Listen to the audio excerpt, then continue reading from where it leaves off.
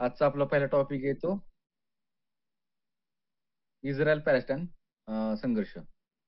ठीक आहे. तर अनेक आय थिंक याला स्टार्ट होऊन जवळपास 2 वर्षापेक्षा जास्त टाइम झाला याला. ठीक आहे.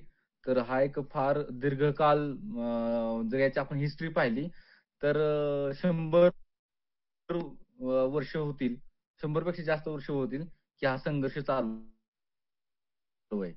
आता या संघर्षाचे रिसेंटचं कारण आणि मूळ कारण आणि त्यावरची भारताची भूमिका काय आहे याविषयीची? इंडियाचा काय स्टँड आहे या केसमध्ये, या इश्यूमध्ये आणि तो स्टँड आपला भूतकाळात कसा होता आणि आज कसा आहे, हे आपल्याला पाहायला पाहिजे. हे मेजर क्वेशन याच्यावर येऊ शकतात. आणि दुसरं आहे की आपण ज्यावेळेस संघर्ष पाहत असतो, त्यावेळेस आपल्याला एक धागा कंटिन्युअसली लक्षात येतो. तो म्हणजे राइट्सचा, तो म्हणजे आपल्या आयडेंटिटीचा. म्हणजे कोणताही ग्रुप जसा काल आपण मणिपूर संघर्ष पाहिलं. मणिपूर हिंसा तिला काही रिझर्व्हेशन भेटणार असतं आणि त्यामुळं बाकीचे जे ट्रायबल आहेत, ते इन्सिक्युअर होतात. त्यांच्या आयडेंटिटीला किंवा त्यांच्या राइट्सला धोका निर्माण होतो. म्हणून तो संघर्ष सुरू होतो. म्हणजे ते मेन जो गाभा म्हणू शकतो आपण, तो आपण सांगू शकतो. तर इस्रायल आणि पॅलेस्टाईन हा सुद्धा एक वांशिक संघर्ष. जरी ह्याला जिओग्राफीची किनार असली, थोडी कॉलोनियल हिस्ट्रीची किनार असली, तरी मेन इश्यू जो आहे इथं आयडेंटिटीचा आहे, राइट? आणि त्या सर्व्हायव्हलचा आहे. आता आपण पाहूयात की सुरुवात कुठून झाली याची. आता पॅलेस्टाईन हा जो एरिया आहे, जर तुम्ही मॅप पाहिला, तर हा मिडल ईस्टमध्ये येतो. ठीक आहे. तर याच्या हा हा छोटासा इस्रायल आहे आणि त्याच्या आसपास आपल्याला सिरिया, जॉर्डन, इकडे खाली इजिप्त हे दिसतात आणि हा मेडिटेरेनियन सी आहे. ठीक आहे. त्याच्या वेस्ट साइडला म्हणजे इस्रायल गाझापट्टी त्याच्या वेस्ट साइडला मेडिटेरेनियन सी आहे आणि इकडे आशिया खंड सुरू होतं. नॉर्थला सिरिया आहे आपल्याला, जॉर्डन ईस्टला दिसतं आणि साऊथ वेस्टला काची.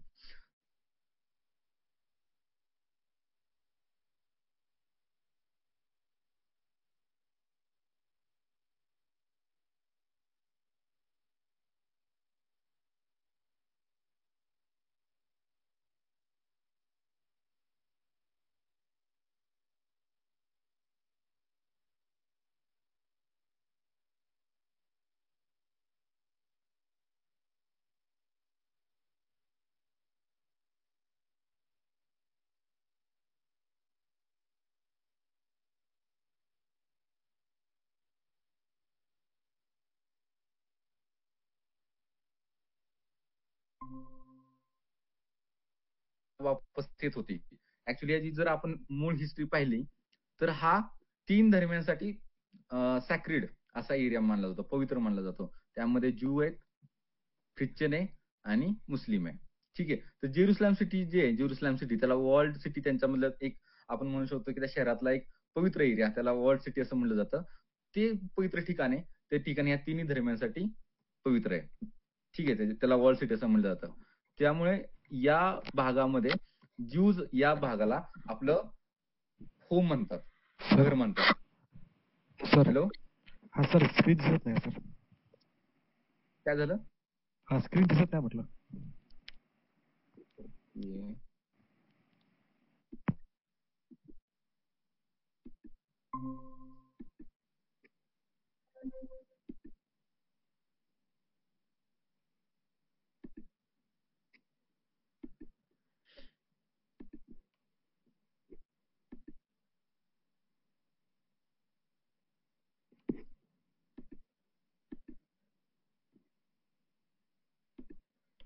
आता दिसते?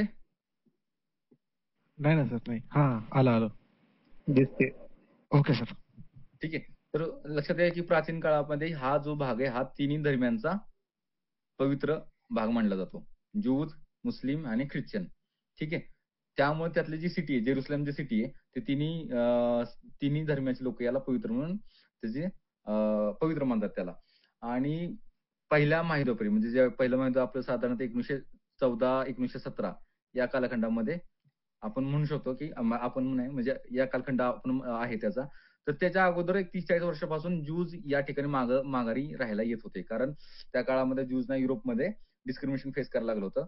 मग त्या काळात सुरुवातीला त्यांनी काय केलं, की जे अरब लोक होते त्यांच्यापासून त्यांनी जमिनी विकत घेतल्या. अरब व्यापारी असतील किंवा कोण असतील त्यांच्याकडून जमिनी विकत घेतल्या आणि 1917ला पहिल्यांदा युके जसं म्हणलं, की युकेकडे आला हा एरिया.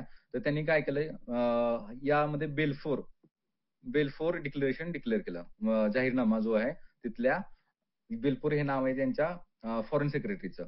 त्या फॉरेन सेक्रेटरीनी जाहीरनामा प्रस्तुत केला आणि त्यामध्ये सांगितलं, की आम्ही ज्यूजना त्यांचं नॅशनल होम जे आहे, त्यांच्या मागणीला आम्ही सपोर्ट करतो. तर त्यांचं नॅशनल होम काय होतं? पॅलेस्टाईन. ठीक आहे. पहिली इंटरनॅशनल लेव्हलला ज्यूंची मागणी मान्य केली आहे बेल्फोर डिक्लेरेशननं. तर 1917 ते 1947 ठीक आहे. दुसऱ्या महायुद्धापर्यंत अनेक ज्यू लोक या पॅलेस्टाईनमध्ये येत राहिली. ती स्वतः वसाहती तयार करत राहिली. नाही. आणि 1947 दुसऱ्या महायुद्धानंतर काय झालं? युनायटेड त्यावेळेचं जे आपण म्हणू शकतो युनायटेड नेशन्स सारखी आपली इंटरनॅशनल ऑर्गनायझेशन आहे, त्यांनी विभाजनाचा प्रस्ताव दिला. ठीक आहे. या आता आपण एरिया पाहूयात इथं. यांनी हा जो आजचा जो इस्रायल म्हटलं, तर हा आजचं पॅलेस्टाईन इस्रायल आहे. याला वेस्ट बँक म्हणतात. ठीक आहे. ती इस्रायलच्या पूर्वेकडे आहे. मतलब हा मेन येलो कलर आहे तो इस्रायल आहे. ही गाझा सिटी आहे. आत्ताचं जे मेन युद्ध चालू आहे, या एरियामध्ये चालू आहे गाझा सिटी. ठीक आहे. एकदम ही शॉर्ट स्ट्रिप आहे. गाझा स्ट्रिप असंही म्हणतात त्याला, की 41 किलोमीटर लांब आणि 25 का 15 अशी रुंद आहे ती.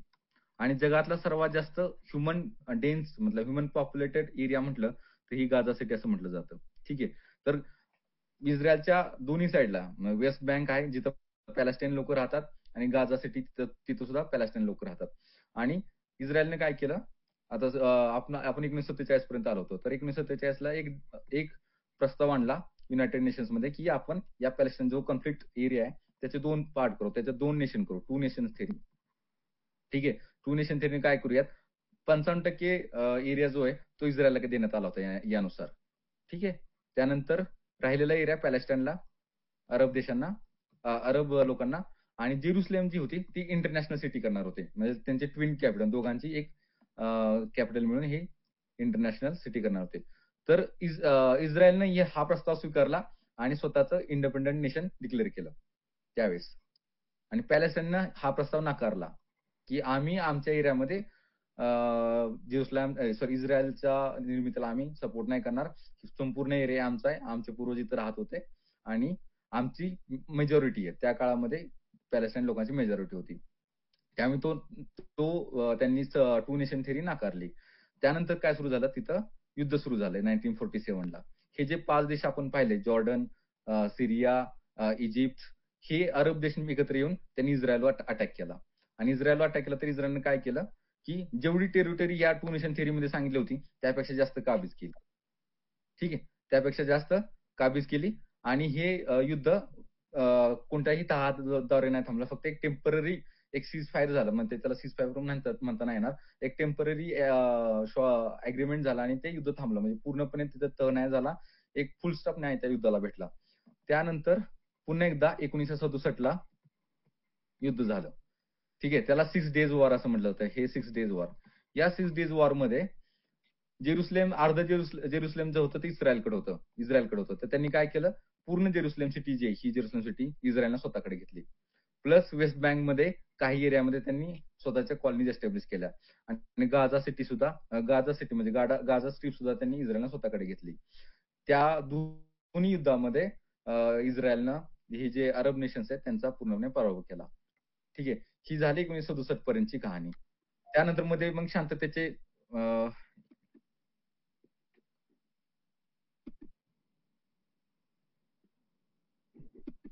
मध्ये शांततेचे काही करार झाले. त्याला 1992 ला ऑस्लो अकॉर्ड म्हटलं जातं.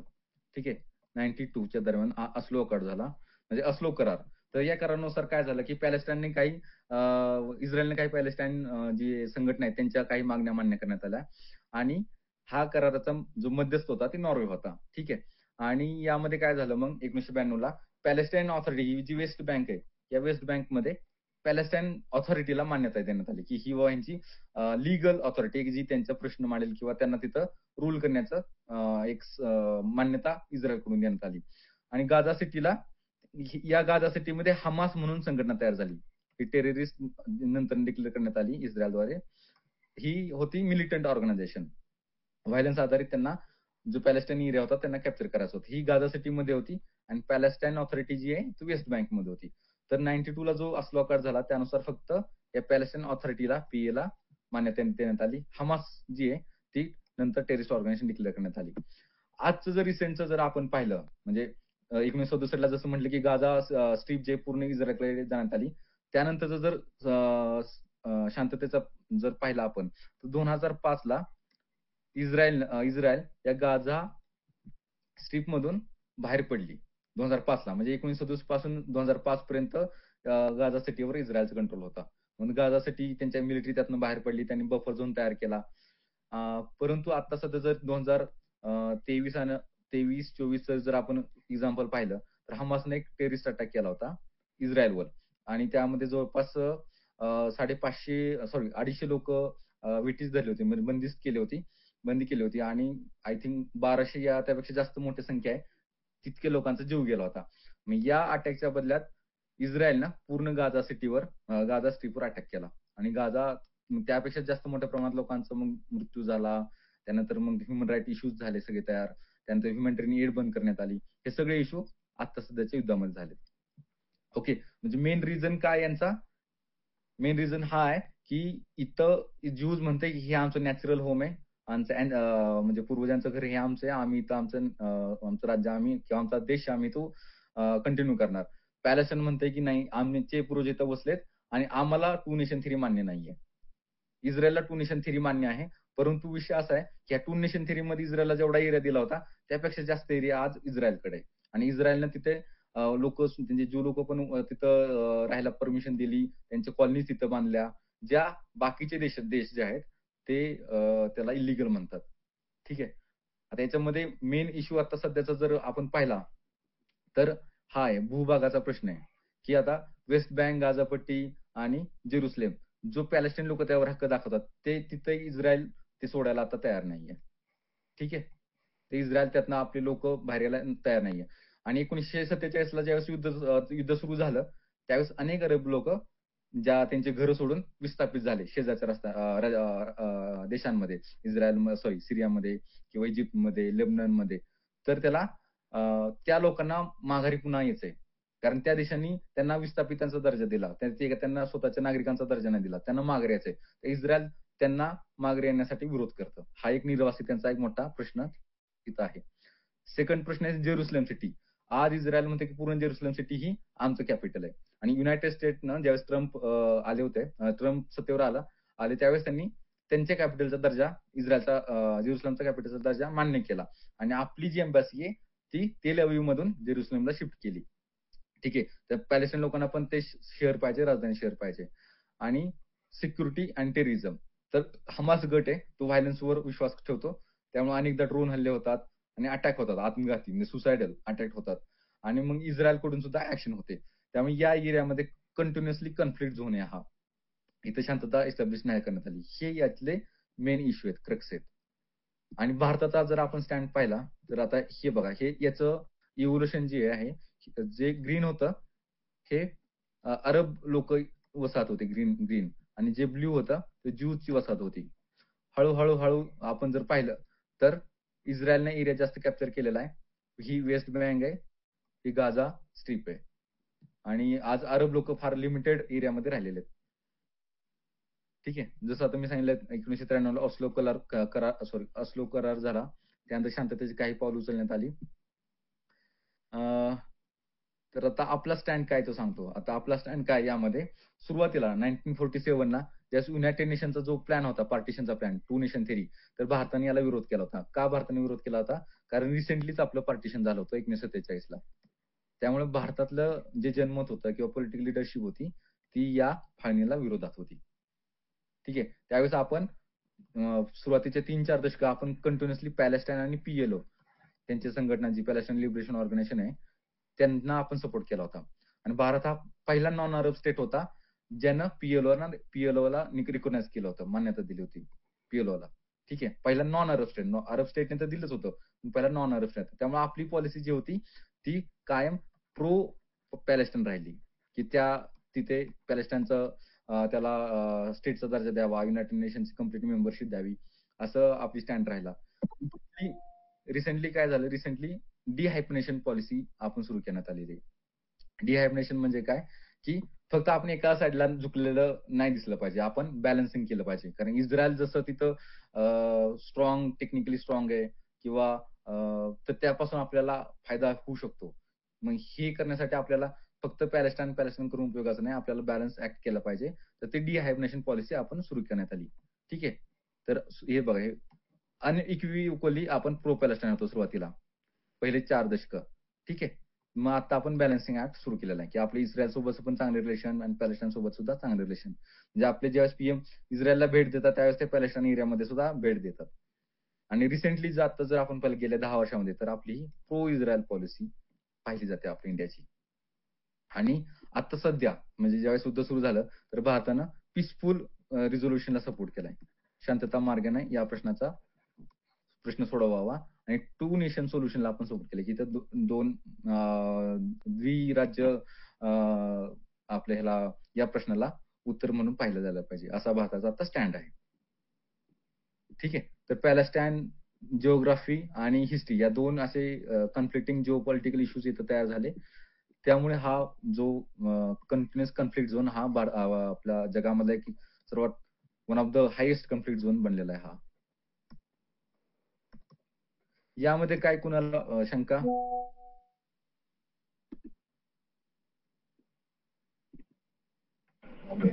Sir hello. हा.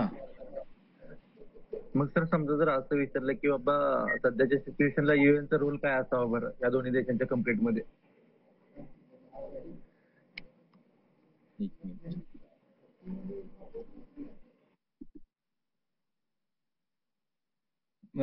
सध्याच्या सिच्युएशनला युएनचा रोल जर आपण प्रॅक्टिकली पाहिला तर बिलकुल नाहीये. म्हणजे यामध्ये युनायटेड स्टेटने ट्रम्प आणि इतर त्यांनी दोघा म्हणजे पॅलेस्टाईन जे त्यांचे रिप्रेझेंटेटिव्ह आहेत किंवा इस्रायल आहे यांच्यामध्ये पीसफुल निगोसिएशन आणि हे युद्ध थांबवण्याचा प्रयत्न केला.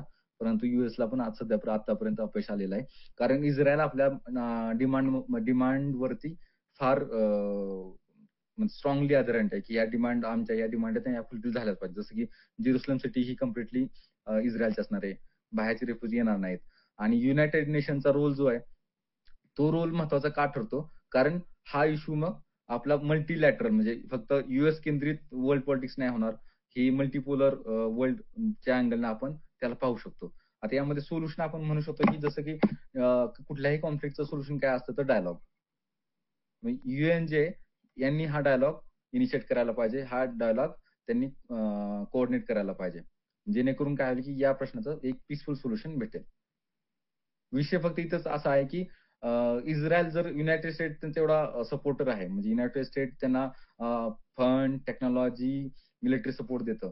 तरी सुद्धा युनायटेड स्टेटचं ते जर ऐकत नसतील, तर युनायटेड नेशनचं काय ऐकतील? कारण युनायटेड नेशनकडे स्वतःची एन्फोर्समेंट अशी यंत्रणा कोणतीही नाहीये. परंतु जर युनियनचा काय रोल असावा, तर डायलॉग इनिशिएशन आणि फॅसिलिटेशन. जेणेकरून एक लवकर या प्रश्नाचं उत्तर मिळालं पाहिजे. आणि आपण अजून यामध्ये असं म्हणू शकतो, की जसं वॉर क्राईमच्या रिलेटेड ज्या इंटरनॅशनल कोर्ट ऑफ जस्टिस आणि बाकीच्या यंत्रणा आहेत, तर या यंत्रणांचा प्रभावी उपयोग करून घेतला पाहिजे. म्हणजे त्या यंत्रणांवर असं आरोप केला जातो, की ह्या ज्या यंत्रणा आहेत, त्या biased towards the African nations. म्हणजे आफ्रिकन नेशनमध्ये एखादा लीडर असतो. मग त्या लीडरनं सपोज एखाद्या ठिकाणी व्हायलन्स झाला. मग त्याच्या विरुद्ध फक्त केस चालवली जाते. परंतु युरोपमध्ये किंवा जे फर्स्ट वर्ल्ड कंट्रीज आहेत, त्यांनी जर दुसऱ्या देशांवर किंवा दुसऱ्या देशाच्या नागरिकांवर व्हायलन्स केला, तर तिथं त्यांच्या विरुद्ध कोणतीही केस चालवली जात नाही.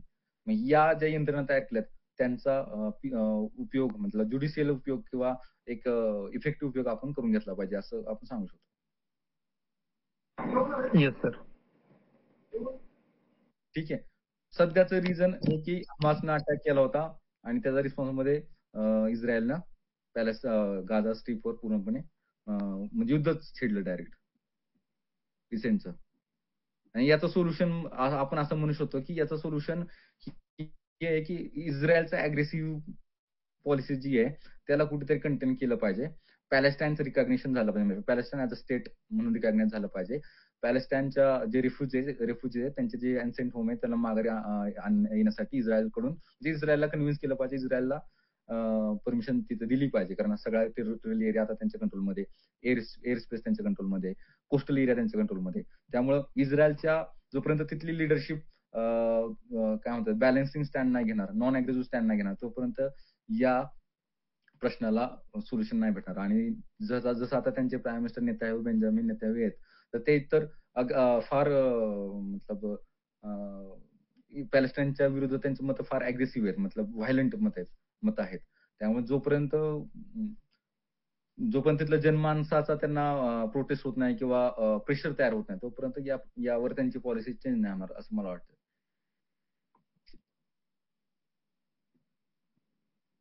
ठीक आहे. सर, इस्रायल पॅलेस्टाईन वॉरचं इंडियन इकॉनॉमी काय फरक परिणाम पडणार का? सॉरी काय सर, या वॉरचं इंडियन इकॉनॉमीवरती काय परिणाम पडणार का? परिणाम होऊ शकतो का इकॉनॉमीवर? इंडियन इकॉनॉमीवरती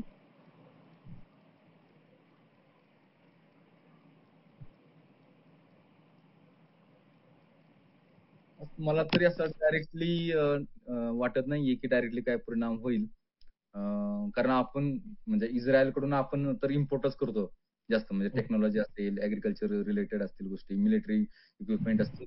आणि इस्रायलमध्ये जरी अटॅक झाले असतील किंवा काय झाले असतील तरी त्यांची इंडस्ट्री इकॉनॉमी एवढी हॅम्पर नाही झाली की जे आपल्याला जो सप्लाय चेन आहे ते डिस्टर्ब होईल. मला तरी माझं असं ओपिनियन आहे की आपल्याकडे इकॉनॉमीवर जसं आता रशिया आणि युक्रेन युद्धामुळे आपल्या इकॉनॉमीवर जे ट्रम्प वॉर, आता आपण टॅरिफ वॉर पाहणार आहोत, तर त्यामुळे जसं ज्या गोष्टी इम्पॅक्ट होतात सध्या 50% टॅरिफ लावल्यामुळे, तर तसं नाही वाटत आहे की या युद्धाचा काय आपल्याकडे डायरेक्ट परिणाम. एवढं आपण म्हणू शकतो की जे लोक इस्रायलमध्ये आपले जे लोक काम करतात, म्हणजे इंडियन्स आहेत, एनआरआयज आहेत, जे तिथं काम करतात, तर त्यांच्या सिक्युरिटीचा इश्यू आहे. ते जर भारतामध्ये माघारी आले, जे काही असतील तर ते आपल्याला मिळणारी फॉरेन करन्सी टेम्पररी बंद होईल. हा एक परिणाम होऊ शकतो, मला असं वाटतं. बाकी तुमचं काय म्हणजे आता तुम्ही एवढे सगळे जण आहेत, तर तुमचं काय मत असेल, तर तुमचं काय वेगळं ओपिनियन असेल तुम्ही सांगा. म्हणजे एक डिस्कशन टाईप आपलं हे तयार होईल आपलं हे. ठीक आहे, कोणाला ऍड करायचं आहे यामध्ये?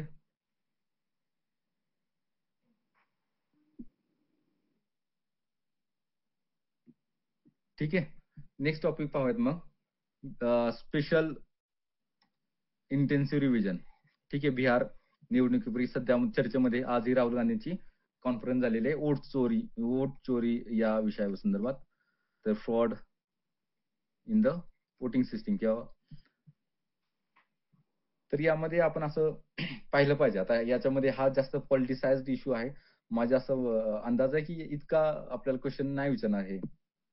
ठीक आहे, पण यातल्या थोडं टेक्निकल गोष्टी आपल्याला माहिती पाहिजे की कसं स्क्रुटनी केली जाते, का केली जाते, राईट. तसं सर जे आहे त्याचं पूर्ण लॉंग फॉर्म काय, स्पेशल इंटेन्सिव्ह रिव्हिजन. त्याचा उद्देश काय, की मतदार यादी जी आहे, मतदार यादी ती करेक्ट व्हावी. म्हणजे जे काही ज्यांचा मृत्यू झाला असेल त्यांची नावं डिलीट व्हावी, त्यांची डुप्लिकेट नावं असतील तर ते डुप्लिकेट नावं एकाच ठिकाणी त्या व्यक्तीचं नाव रजिस्टर असावं. ज्यांची लग्न झाले असतील, जे मायग्रेट झाले असतील, तर त्यांची नावं यादीमधून काढून जावी. म्हणजे काय की मतदार यादी ही जास्तीत जास्त करेक्ट कशी होईल हे पाहण्याचा याचा इनिशिएटिव्ह, म्हणजे याचा पर्पज असतो, राईट. तर आता त्यावेळेस काय बीएलओ जे आहेत, बूथ लेवलचे अधिकारी, बीएलओ, ठीक आहे, बूथ लेवल ऑफिसर, हे मग घरी घरी जाऊन मतदारांची माहिती पडत असतात की हा व्यक्ती राहतोय का, हा मायग्रेट झालाय, त्याचा मृत्यू झालाय, नवीन मतदार कोण येणार आहेत, ज्यांचे 18 वर्ष पूर्ण झालेत, मग त्यांची माहिती घेतली जाते. म्हणजे हे काय की रिव्हिजन केली जाते. ठीक आहे, नावातच हे शब्द आहे की वोटर लिस्ट जी आहे, मतदार यादी, ती रिव्हिजन केली जाते, जेणेकरून काय होईल की ही यादी जी आहे ऍक्च्युअल मतदार, जी इलिजिबल वोटर्स आहेत, त्यांचं ऍक्च्युअल पिक्चर रिफ्लेक्ट करेल, हे याचा उद्देश असतो. मग याच्यामध्ये सध्या काय आरोप झाले की याच्यामध्ये अनेक लोकांना, म्हणजे ती पूर्ण सिस्टीम सुरुवातीला बिहारमध्ये ही ऑनलाईन प्लॅटफॉर्मवर होती, म्हणजे ऍप तयार केले होते किंवा वेबसाईट होती. आता आपल्यामध्ये डिजिटल डिवाइड प्रचंड आहे. त्यानंतर अवेअरनेस म्हणा, डिजिटल एज्युकेशन म्हणून, लिटरसी म्हणून आपल्याकडे प्रचंड कमी आहे ग्रामीण भागामध्ये. ठीक आहे. यामुळे लोकांना अडचणी आल्या, की त्यांचे जे क्लेम्स आहेत किंवा त्यांचा जो त्यांना नोटीस आली असेल तर नोटीस मिळवणं, त्या नोटीसला रिप्लाय देणं किंवा योग्य डॉक्युमेंट सबमिट करणं. त्यामुळं काय झालं, की अनेक लोक या प्रोसेसमुळं वंचित राहतील अशी शक्यता तयार झाली आणि मग विरोधी पक्ष त्यांनी आरोप केला, की या नावाखाली अनेक लोकांना मतदानापासून वंचित केलं जातंय. परंतु ऍक्च्युअली ही प्रोसेस जी आहे, ही प्रत्येक इलेक्शनच्या आधी केली जाते. इलेक्शन कमिशनकडून केली जाते. जेणेकरून काय होईल, की जे बोगस मतदार असतील किंवा जे डेथ झालेले असतील, ज्यांना नवीन ऍड करायचे ते नवीन ऍड होतील आणि यादी जास्तीत जास्त विश्वसनीय आणि पारदर्शक होईल. हाच मेन याचं इंटेन्शन असतं. यामध्ये बाकी असं काही विशेष असं नाहीये. नेक्स्ट जे सध्या आपली रिसेंटली न्यूज आली होती, की 12 किल्ले जे आहेत त्यांना युनेस्कोचा वर्ल्ड हेरिटेज साईट म्हणून दर्जा मिळाला. ठीक आहे. World heritage site. आता हे 12 किल्ले महाराष्ट्रातले किती आहेत? महाराष्ट्रातले यातले 11 किल्ले महाराष्ट्रातले आहेत.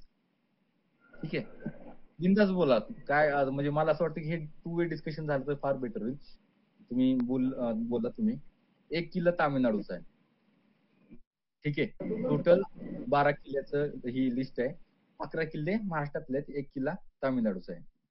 आणि याचं नाव महत्वाचं लक्षात ठेवण्यासारखं आहे. Maratha military landscape. ठीक आहे. ही नावानं त्यांना दर्जा दिलेला आहे. Maratha military landscape MML. ठीक आहे. तर आपल्याला आता लिस्ट आहे, पण आता जसं की बाबा 12च्या 12 किल्ले पाठ झाले तर वेल अँड गुड. पण जर नाही पाठ झाले, त्यातले 4-5 जरी पाठ झाले तरी ठीक आहे. पण आपल्यासोबत तुमच्या जिल्ह्यात, पुणे जिल्ह्यातले आहे, तर शिवनेरी, लोहगड, राजगड. ठीक आहे. त्यानंतर पुणे जिल्हा हे मला माझ्या माहितीप्रमाणे एवढे आहेत. तर स्वतःच्या जिल्ह्यातले ते किल्ले माहिती पाहिजेत, की ज्या किल्ल्यांना हेरिटेज दर्जा देण्यात आलेला आहे. आणि तामिळनाडूचा जिंजी. ठीक आहे. म्हणजे ही लिस्ट तुम्ही पाठ करून घ्या. जर पाठ झाली तर ठीक आहे, नाही पाठ झाली तरी काय हरकत नाही. लक्षात नाही आपण म्हणू शकतो सर माहिती वाचलंय पण माझ्या लक्षात नाहीये. आता ह्यांचे जे टाईप पाहिले आपण त्या किल्ल्यांचे, तर डोंगरामध्ये म्हणजे माउंटेन टाईपमध्ये 5 आहेत, कोस्टल 3 आहेत, प्लेन एरियामध्ये 1 आहे, सॉरी द्वीप म्हणजे आयलँड झालं, कोस्टल 1 आणि फॉरेस्ट आणि माउंटेन असं 1. हे पण काही एवढं लक्षात ठेवण्याची गरज नाही, पण आपल्या जस्ट क्युरिओसिटी म्हणून आपण पाहायला पाहिजे की त्याचं कसं क्लासिफिकेशन आहे किंवा काय.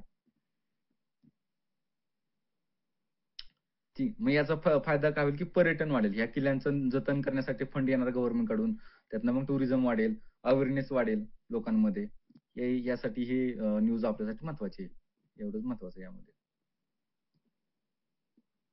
ओके. नेक्स्ट आपण न्यूज पाहूयात, की मराठी भाषेला क्लासिकल लँग्वेजचा दर्जा देण्यात आला.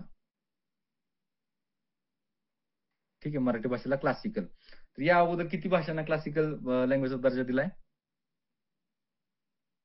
साधारणतः सांगूया, आपण लिस्ट तयार करूयात. कोणकोणती भाषा सांगा बरं की.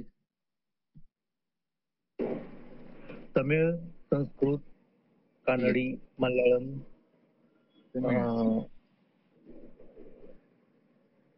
कानडी, कन्नड,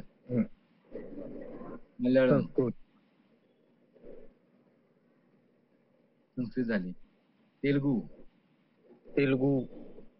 ओडिया या भाषांना अगोदर दिला होता. ओके. पंजाबी नाही ना. ओके. आणि याचा फायदा काय होणार मग? एवढाच प्रश्न येईल आपल्याला, की त्याचे क्रायटेरिया काय आहेत आणि याचा फायदा काय. तर क्रायटेरिया आपण बघूयात. क्रायटेरिया काय, की भाषा ही 1500 ते 2000 वर्ष जुनी असावी. भाषा 1500 ते 2000 वर्ष जुनी असावी, हा पहिला क्रायटेरिया. सेकंड, त्यामध्ये जी साहित्याची परंपरा आहे ती इंडिपेंडेंट असावी. ठीक आहे. स्वतंत्र परंपरा असावी. सेकंड, ग्रंथ आपल्याला मिळाले पाहिजेत किंवा पुरावे जे आहेत, जे जुने पुरावे आपल्याला मिळाले पाहिजेत आणि त्याचा इन्फ्लुएन्स असावा. नॅशनल इंटरनॅशनल लेवल त्याचा इन्फ्लुएन्स आहे भाषेचा. हे 4 क्रायटेरिया त्याचे आहेत भाषेचे. ठीक आहे. आपल्याला यातलं म्हणजे काय, की भाषा जुनी असावी, 1500 ते 2000 वर्ष एवढं जुनी असावी. आपल्याला त्याचे रिटर्न मधले जे काही ग्रंथ आहेत त्याचे एव्हिडन्स आपल्याला मिळायला पाहिजे आणि त्याची जी स्वतःची एक परंपरा आहे ट्रॅडिशन त्या भाषेची ती इंडिपेंडेंट असावी. हे क्रायटेरिया या भाषेचे मतलब क्लासिकल लँग्वेज देण्यासाठी कोणते क्रायटेरिया गव्हर्नमेंटने ठरवलं केंद्र शासनाने, तर हे क्रायटेरिया ठरवलेले आहेत. आणि काय फायदे मिळतात तर साधारणतः काय होतं की जे युनिव्हर्सिटीज आहेत तर त्यांमध्ये काय होतं की सेपरेट एक मराठी भाषेसाठी संशोधनासाठी फंड मिळतो आपल्याला युजीसी कडून. कल्चरल सांस्कृतिक मंत्रालय आणि युजीसी यांच्याद्वारे काय मिळतो रिसर्चसाठी भाषेचं रिसर्चसाठी सेपरेट फंड मिळतो. त्यानंतर अनेक विद्यापीठांमध्ये काय होतात अभ्यास केंद्र एस्टॅब्लिश केले जातात. ठीक आहे, सेंटर ऑफ एक्सलन्स किंवा त्याला आता एक शब्द आहे युनिव्हर्सिटीज मध्ये एस्टॅब्लिश करतात तर ती एस्टॅब्लिश केली जातात. ह्याचे 2-3 फायदे हे आपण म्हणू शकतो. त्यानंतर आपण असं म्हणू शकतो की रोजगार संधीमध्ये मला असं वाटत नाही की फक्त या क्लासिकल लँग्वेजला, पण लक्षात ठेवा की आपण सांगू शकतो की डिजिटायझेशन, ट्रान्सलेशन या क्षेत्रामध्ये रोजगारच्या संधी निर्माण होतील. एवढाच फायदा. म्हणजे याच्यावर 2च क्वेश्चन विचारतील की मराठी भाषेला क्लासिकल लँग्वेजचा दर्जा दिला तर काय काय फायदा होईल आणि दुसरं काय की त्याचे क्रायटेरिया काय क्लासिकल भाषेचे आणि आतापर्यंत किती भाषांना क्लासिकल लँग्वेजचा दर्जा दिलेला आहे. हे 3 प्रश्न याच्यावर तयार होतात. आणि आपल्यात भाषा चलो बाकीचं यामध्ये काही असं विशेष नाहीये. ओके, आता रिसेंटचा आता प्रोटेस्ट आपल्या आजूबाजूचे 3 जे देश आहेत त्यांच्यामध्ये प्रोटेस्ट झालेले आहेत. एक आहे श्रीलंका, दुसरं आहे बांगलादेश आणि तिसरं आहे नेपाळ. तर आपल्याला या 3 देशांमध्ये प्रोटेस्टचं रिझन आणि त्यामागचं प्रोटेस्ट करणारी लोक कोण होती, त्यांच्या मेन डिमांड काय होत्या आणि सध्याचं स्टेटस काय हे आपल्याला पाहिजे. ओके, तर रिसेंटचं जर नेपाळचं आपण पाहिलं तर आपल्याला माहिती आहे नेपाळचं काय रिझन होतं. 2000 साधारणतः 10 वर्षापूर्वी 2014च्या आसपास तिथे लोकशाही सुरू झाली, डेमोक्रेसी. त्यांच्या अगोदर काय होतं तिथे राजेशाही होती. तिथल्या राजाने काय केलं की स्वतःहून काय म्हणतात डेमोक्रेसीला सुरुवात केली. 10 वर्षांमध्ये काय झालं तिथं इकॉनॉमिक डेव्हलपमेंट एवढी प्रचंड झालेली नाहीये. म्हणजे इनइक्वलिटी प्रचंड, विषमता, आर्थिक विषमता तिथं प्रचंड आहे. अनेक लोकांना रोजगार नाहीयेत, गरिबी आहे आणि एक मिनिंगफुल लाईफ, एक स्टँडर्ड ऑफ लाईफ तिथं अवेलेबल नाहीये. त्याच वेळेस सोशल मीडियावर तिथले जे पॉलिटिशियन्स आहेत त्यांचे जे मुलं आहेत त्यांना नेपो किड्स असं म्हटलं जातं पॉलिटिशियन्सचं. तर त्यांची जी लक्झरीस लाईफस्टाईल आहे की जे सोशल मीडियावर टिकटॉकवर किंवा इंस्टाग्रामवर ते त्यांचे ते महागडे कपडे, महागड्या गाड्या, महागड्या बॅग्स ते दाखवायचे आणि त्यामुळं त्या बाकीच्या लोकांमध्ये जे जेनजी म्हणतो आपण जनरेशन, ठीक आहे, तर यांच्यामध्ये एक विषमतेची भावना तयार झाली आणि ती भावना ते मग सोशल मीडियावर व्यक्त करायला लागली. मग ते ट्रेंड करायला लागले, नेपो किड्स ट्रेंड करायला लागले हॅशटॅग आणि हे ट्रेंडला अनेक लोक रिस्पॉन्स द्यायला लागले, ते रिपोस्ट करायला लागले. ज्यावेळेस गव्हर्नमेंटला असं लक्षात आलं तर त्यांनी काय केलं की सोशल मीडिया बॅन केलं. सगळे सोशल मीडियाचे ऍप त्यांनी बॅन केले. मग ती काय ते कुठली तरी कोर्ट केस होती, कोर्ट केसचा आधार दिला त्यांनी आणि त्या कोर्ट केसचा आधार घेऊन त्यांना सांगितलं की तुम्ही हे गाईडलाईन फॉलो करायला पाहिजे इंस्टाग्रामला, टिकटॉकला. त्यांनी रिस्पॉन्स दिला नाही. रिस्पॉन्स नाही दिला तर त्यांनी बॅन केलं.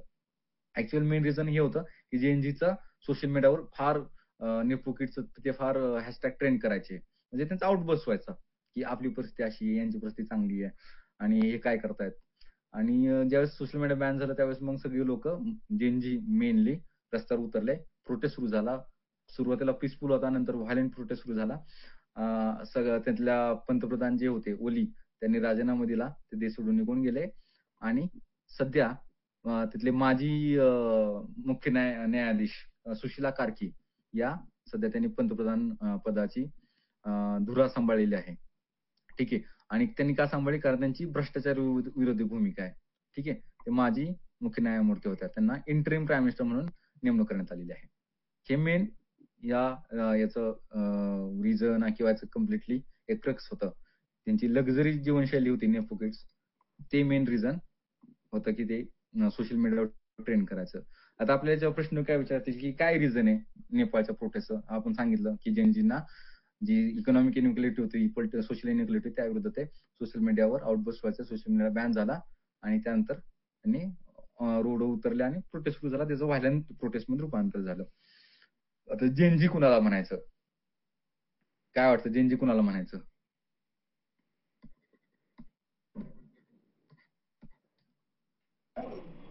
एकोणीसशे 97 ते 2012 दरम्यान जन्मलेली मुलं.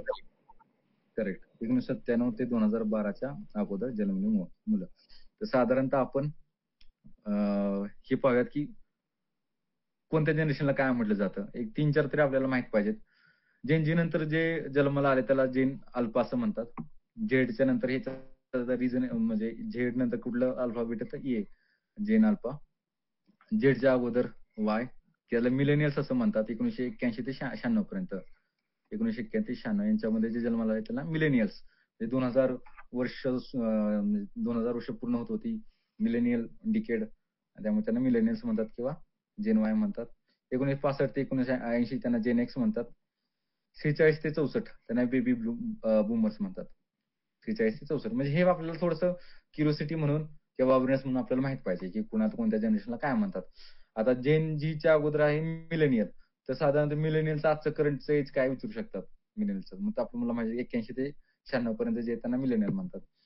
ठीक आहे. तर ते विचारू शकतात. बाकी काय असं एवढं यामध्ये लक्षात ठेवण्यासारखं नाहीये. ठीक आहे. तर बांगलादेश सरकारचं आता आंदोलनचं आपण पाहूया. ठीक आहे. बांगलादेश आपल्या शेजारचं अजून एक राष्ट्र जिथं सरकार बदललं गेलं आंदोलनामुळं. राईट. आणि मेन इश्यू काय झाला होता की हायकोर्ट म्हणजे आपल्याकडे जसं गव्हर्नमेंट जॉबमध्ये रिझर्वेशन आहे तसं तिथेही कोटा सिस्टीम होती. ठीक आहे. तिथेही कोटा सिस्टीम होती. मेन जो ॲजिटेशन किंवा मेन अँगरचं रागाचं रिझन कोटा. 56% नोकऱ्या ज्या आहेत त्या आरक्षित होत्या. आता त्यातल्या 30% जी आहे ती मुक्तियोद्ध्यांच्या वंशासाठी. आता मुक्तियोद्धा म्हणजे काय? ज्यावेळेस भारतानं मुक्तिवाहिनी म्हणजे तिथे मुक्तवाहिनी एक लिबरेशन संघटना स्थापन झाली होती आणि 1971 आपल्याला माहिती आहे पाकिस्तानपासून बांगलादेश वेगळा झाला आणि या मुक्तिवाहिनीचा मेन रोल होता त्यांना लिबरेट करण्यामागे. ते वंगबंधू त्यांचे मेन हे होते, लीडर होते या मुक्तिवाहिनीचे. म्हणजे ज्या लोकांनी यामध्ये भाग घेतलाय त्या लोकांचे जे वंशज आहेत त्यांना यामध्ये आरक्षण देण्याचं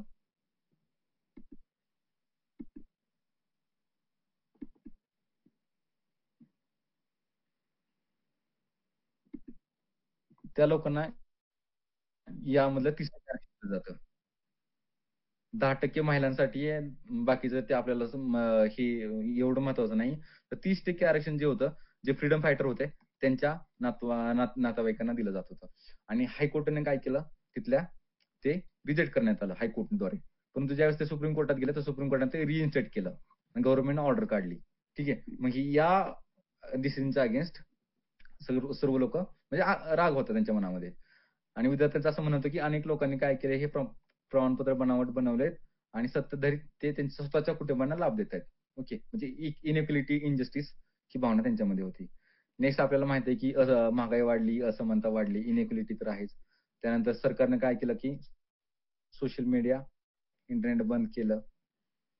त्यामुळे लोक रस्त्यावर उतरली आणि सोशल मीडियावर हे आंदोलन फार ट्रेंड झालं. जेन-झेड पुन्हा तीच लोक 1997 ते 2012 मध्ये जन्मलेली त्यांनी मोबाईल व्हिडिओ म्हणजे सोशल मीडियावर हे आंदोलन हे झालं जोर धरला आणि ते मग त्यानंतर रस्त्यावर उतरले. ठीक आहे. मी हे तुम्हाला सांगितलं की हायकोर्टाने हा कोटा रद्द केला होता. त्यानंतर सुप्रीम कोर्टाने त्याला स्थगिती दिली. मग त्यानंतर ते व्हायलन्स आंदोलन झाल्यानंतर मग त्यांचे जे पंतप्रधान होते शेख हसीना त्यांनी राजीनामा देऊन ते भारतामध्ये आले आणि तिथे मग लष्कराचं सगळ्यात महत्वाचं लष्कराचं गव्हर्नमेंट इंटरिम गव्हर्नमेंट जे आहे ते आर्मीने स्थापन केलं मिलिटरीनं आणि मोहम्मद युनूस जे आहेत नोबेल पुरस्कार विजेते त्यानंतर मग इंटरिम गव्हर्नमेंटचे प्राईम मिनिस्टर बनले ते. सुशीला कार्की नेपाळमध्ये बनले आणि ते मोहम्मद युनूस बनले. ठीक आहे. दोन्ही अं, जे आंदोलन झाली, आंदोलन लक्षात येतं की दोन्ही आंदोलन केलेले दोन्ही आंदोलन मीडियावर, सोशल मीडियावर मोठ्या प्रमाणात वापर करण्यात आलेला आहे आणि दोन्हीमध्ये कोणताही लीडर नव्हता. म्हणजे ही आंदोलन लीड ही त्याची 3 वैशिष्ट्य आहेत. ठीक आहे. आणि जे एस्टॅब्लिशमेंट आहे म्हणजे जे कोण पॉलिटिशियन्स होते ते पळ काढला ते दुसरे गेले. बाकी जर आंदोलन झालं तर मध्ये राजपक्षे होतं. ठीक आहे. राजपक्षांचं सरकार. बँकेचा काय विषय कोविडमध्ये 2 गोष्टी आणि कोविड काय झालं की टुरिझम झालं झाले.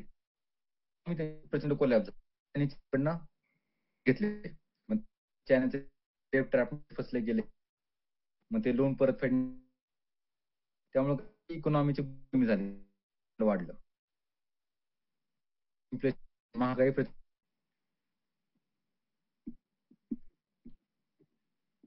तर आपण पाहिलं होतं की श्रीलंकेचा मेन जो रेव्हेन्यूचा सोर्स आहे तो टुरिझम आहे आणि रिमिटन्सेस आहेत त्यांचे. ठीक आहे. कारण हे काय आहे, हे आयलँड स्टेट आहे, आयलँड नेशन आहे. त्यामुळे तिथे मोठ्या प्रमाणावर इंडस्ट्री किंवा मिनरल्स असे काही नाहीयेत.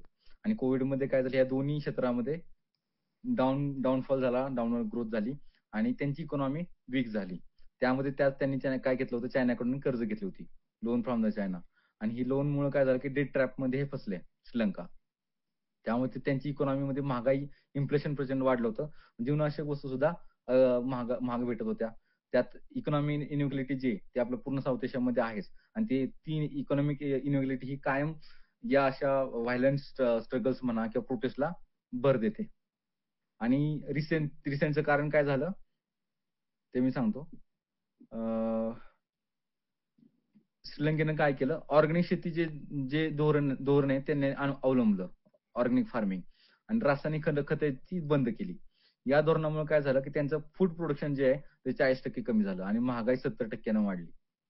मेन रिझन हे त्यांचं इकॉनॉमी परत कोलॅप्स होण्यामागे. म्हणजे ऑलरेडी कंडिशन ते आयसीयू वर होतेच आणि आयसीयू वर होत असताना त्यांनी असं इरॅशनल डिसिजन घेतल्यामुळे त्यांची इकॉनॉमी प्रचंड वीक झाली आणि सामान्य माणसाला मग तिथं फूड, फ्युएल, इलेक्ट्रिसिटी याची टंचाई निर्माण झाली. नेक्स्ट तिथं जे गव्हर्नमेंट होतं, जसं आपण गोताबाया राजपक्षे पाहिलं, तर राजपक्षे घराण्यामध्येच एक मंत्रीपद, prime minister, deputy prime minister अशा अनेक पद होती. हे बघा, पंतप्रधान, अर्थमंत्री, कृषी मंत्री. त्यामुळे काय झालं, हे पॉवर, सेंट्रलायझेशन ऑफ पॉवर झालं होतं. ठीक आहे. त्यानंतर तिथं जे इलेक्शन झालं 2020 ला, त्या इलेक्शनमध्ये राजपक्षांना 2/3 बहुमत मिळालं. परंतु लोकांना ते निष्पक्ष असं वाटलं नाही. आणि त्यामुळे सरकारनं काय केलं, जे विरोधक आहेत त्यांना दडपशाहीचं धोरण सुरू केलं. सामाजिक असंतोष तर आहेच. महागाई आणि अन्नाचं टंचाई असल्यामुळे लोक रस्त्यावर उतरली. आणि यामध्ये सुद्धा मीडियाची भूमिका महत्वाची होती, युवकांची भूमिका महत्वाची होती. तर आता आपण पाहूयात की यामध्ये पण राजपक्षे हे पायउतार झाले. इथे पण यांनी आपला देश सोडला, ते मालदीवला गेले, राजीनामा दिला आणि दुसरे व्यक्ती रानिल विक्रमसिंघे हे राष्ट्रपती झाले. तर आता याच्यामध्ये आपल्याला या क्वेश्चन काय विचारतात या तिन्ही टॉपिकवर, की ह्यांच्या आंदोलनाचे रिझन्स काय आहेत, राईट? या आंदोलनामध्ये युनिक कॅरेक्टर काय आहेत या आंदोलनाची, प्रोटेस्टची? तिसरं, याचा भारतावर काय परिणाम होतोय किंवा भारत याच्याकडे कसं पाहतोय आणि हे आंदोलन भारतामध्ये होण्याची शक्यता आहे का? हे आपल्याला 4 पॉसिबल क्वेश्चन विचारू शकतात. ठीक आहे. तर रिझन्स सांगितलेत, युनिकनेस पण सांगितला. याचा युनिकनेस 3 गोष्टींमध्ये आपण सांगू शकतो, की ही जे आंदोलन झाली, प्रोटेस्ट झाले, ते मोस्टली युवा वर्गाने केली. सेकंड, जेन झी यामध्ये इन्व्हॉल्व होते. त्यांनी मोस्टली सोशल मीडियाचा वापर केला प्रोटेस्ट ते ऑर्गनाईज करण्यासाठी. लोकांना अवेअर करण्यासाठी, मोबिलाइज करण्यासाठी. तिसरं, यामध्ये कोणताही लीडर नव्हता. आणि चौथं, या आंदोलनामुळे त्या देशांमध्ये सत्तापालट झाली. ही यातला युनिकनेस आहे. आता मला तुम्ही सांगा, याचा भारतावर काय परिणाम होईल? सगळ्यात महत्वाचं, इन्स्टॅबिलिटी. कोणत्याही देशाला आपल्या शेजारच्या देशामध्ये इन्स्टॅबिलिटी असते, ती नको असते. म्हणजे तिथं शांतता, सुरक्षितता असावी, जेणेकरून काय होईल, व्यापार, ठीक आहे, हा कंटिन्यू राहील. आता ज्यावेळेस श्रीलंका इकॉनॉमिक सिच्युएशन मध्ये फसली होती, हा प्रोटेस्ट सुरू झाला होता, त्यावेळेस भारतानं त्यांना मदत केली. $4 बिलियन मदत केली. हे बघा इथं, भारतानं त्यांना $4 बिलियन मदत केली. ठीक आहे. तर आपल्या इन्स्टॅबिलिटीचं, आपल्या त्याला जिओपॉलिटिक्स मध्ये त्याला एक टर्म आहे, कोणता इफेक्ट म्हणतात त्याला, कास्केडिंग इफेक्ट. नाही, कास्केडिंग नाही, आता मला तो शब्द आठवत नाही.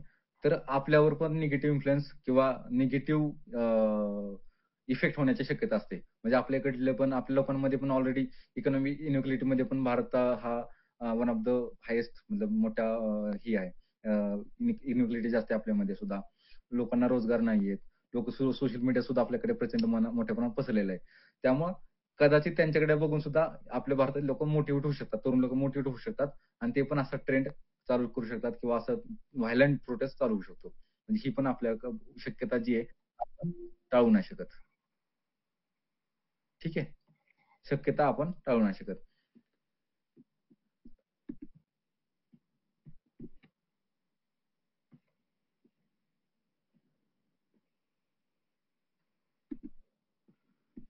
भारतावर काय काय परिणाम या आंदोलनाचा झाला असं तुम्हाला वाटतं? ते डॉमिनो इफेक्ट आहे का? हा, domino effect, right, domino effect. Thank you.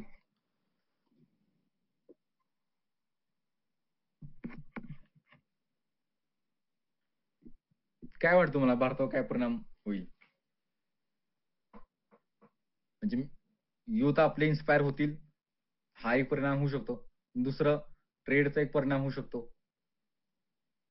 तिसरं, जर तिथल्या डेमोक्रेसी कॉलेप्स झाल्या आणि तिथं जर अँटी इंडिया गव्हर्नमेंट स्थापन झालं, कारण श्रीलंकेमध्ये पण आपण पाहिलं किंवा बांगलादेशमध्ये पाहिलं, की नेपाळमध्ये पण पाहिलं, की अँटी इंडिया ओपिनियन जास्त तयार व्हायला लागले. आणि जर त्या टाईपचं गव्हर्नमेंट तयार झालं, तर इथं चायनाला जास्त स्कोप भेटू शकतो तिथे अँटी इंडिया काम करण्यासाठी. आणि आपले जे नेबर्स आहेत, ते कायमस्वरूपी आपण गमावू शकतो किंवा आपली नाती रिलेशन खराब होऊ शकतात. त्यानंतर मग आपले सिक्युरिटी रिलेटेड इश्यूज तयार होऊ शकतात. हे आपल्यावर परिणाम होऊ शकतो. इकॉनॉमी, सिक्युरिटी, पॉलिटी, हे आपण 3 एरियामध्ये आपण सांगू शकतो. हे सोडून काय वाटतं, अजून काय परिणाम होईल? रेफ्युजीज क्रायसिस तयार होऊ शकतो. जसं बांगलादेशमध्ये व्हायलंट प्रोटेस्ट कंटिन्यू राहिला किंवा नेपाळमध्ये कंटिन्यू राहिला, तिथून रेफ्युजी भारतामध्ये येऊ शकतात. जसं आपण आता पॅलेस्टाईनचं पाहिलं. ठीक आहे, हे परिणाम आपण सांगू शकतो, राईट. अजून काय सांगता येतील?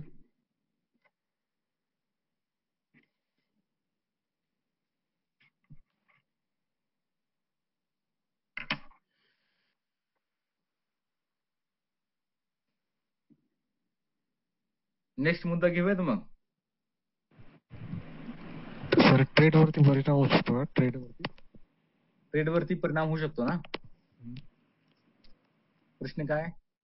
ट्रेड वरती पण परिणाम होऊ शकतो ना? ट्रेड सांगितलंय, ट्रेड म्हणजे इकॉनॉमीवरती, पॉलिटी, ह्युमॅनिटेरियन क्रायसिस, हे आपल्याकडे इश्यू आपल्यासोबत होऊ शकतात. आणि जिओ पॉलिटिक्स, चायनाची एंट्री ऑलरेडी झालेली आहे, पण चायनाला जास्त स्कोप भेटू शकतो anti India opinion, anti India government तयार झाल्यावर.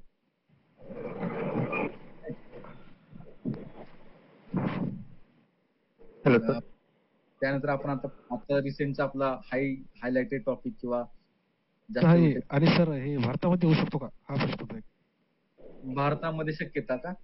हा, भारताची शक्यता. पॉसिबिलिटी आउटराइटली येस म्हणणं हे राहील, चुकीचं राहील. भारताचा जर आपण विषय पाहिला, तर हे सगळे जे देश आहेत, हे छोटे छोटे देश आहेत.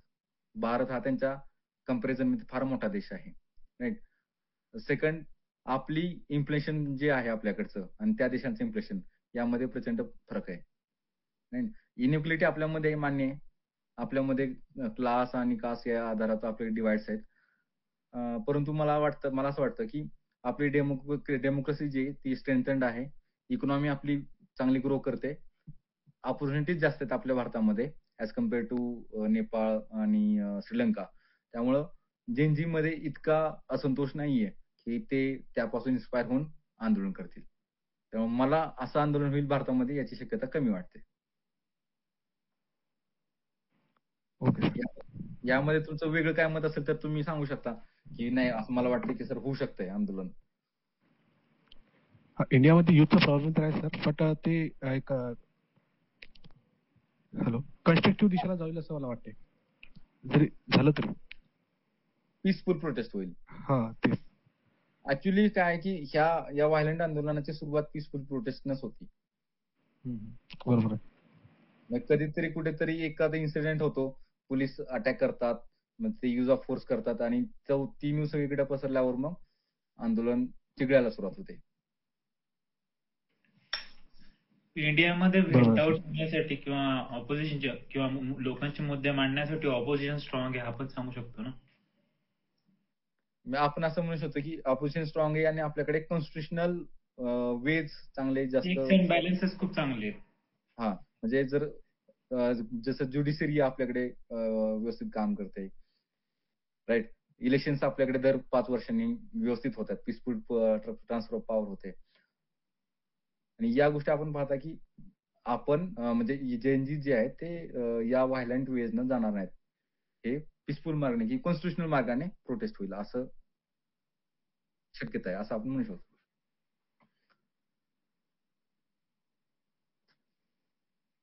ठीक आहे. तर आपण हा नेक्स्ट मुद्दा पाहूयात.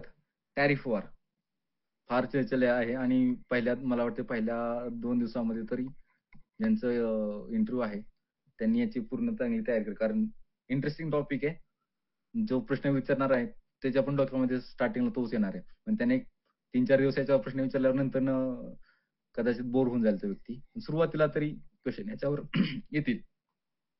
तर रिझन्स काय सांगता येतील? काय रिझन आहे याचं? तुम्हाला सगळ्यांना माहिती आहे. याचं रिझन आहे युनायटेड स्टेट्स आणि त्याचा अँटी रशिया स्टँड. आता अँटी रशिया स्टँड काय? कारण युक्रेन आणि रशिया वॉर.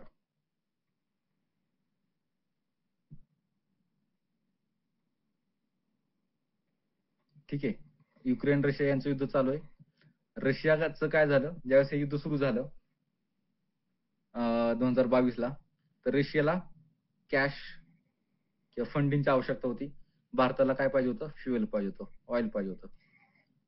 रशियानं चीपर ऑइल दिलं भारताला, भारताकडून कॅश गेली आणि युद्धासाठी त्यांना सपोर्ट भेटला. मीनवाईल युरोपियन नेशन्सनी रशियाकडून ऑइल इम्पोर्ट करणं कमी केलं होतं. भारताचं 40% जवळपास ऑइल या काळामधलं रशियाकडून आलं जवळपास. मेजर कंपोनंट म्हणू शकतो आपण. ठीक आहे. आणि रशियाला बेनिफिट झाला, भारतालाही बेनिफिट झाला. बोथ आर सॉव्हरेन नेशन्स आणि बोथ आर ओल्ड फ्रेंड्स. यामध्ये चुकीचं असं काय नव्हतं. परंतु ज्यावेळेस डोनाल्ड ट्रम्प सत्तेवर आले US मध्ये, त्यांनी अँटी रशिया स्टँड घेतला. मग त्यांनी युरोपियन नेशन्सवर सुद्धा रशियासोबत तुम्ही व्यापार करू नका, सँक्शन्स लावण्याचा प्रयत्न केला. भारताला सुद्धा सँक्शन्स लावले. ठीक आहे. तर त्यांची जी पॉलिसी आहे अमेरिका फर्स्ट, मग त्यामधून मग ते अँटी रशिया सगळ्या गोष्टी, त्यातनं आपल्या यावर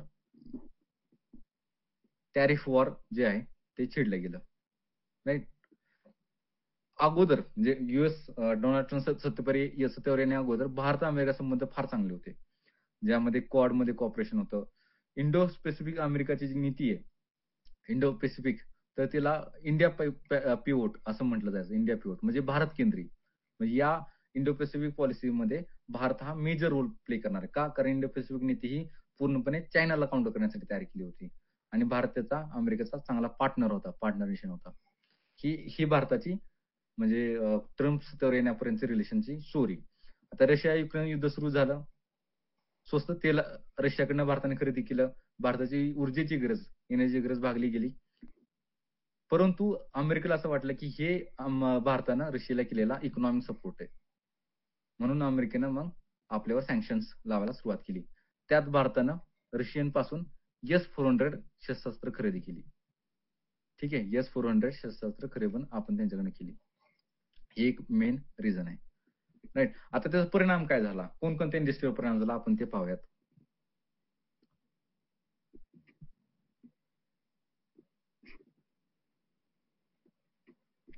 त्यामध्ये टेक्सटाईल इंडस्ट्री आहेत आपल्याकडे.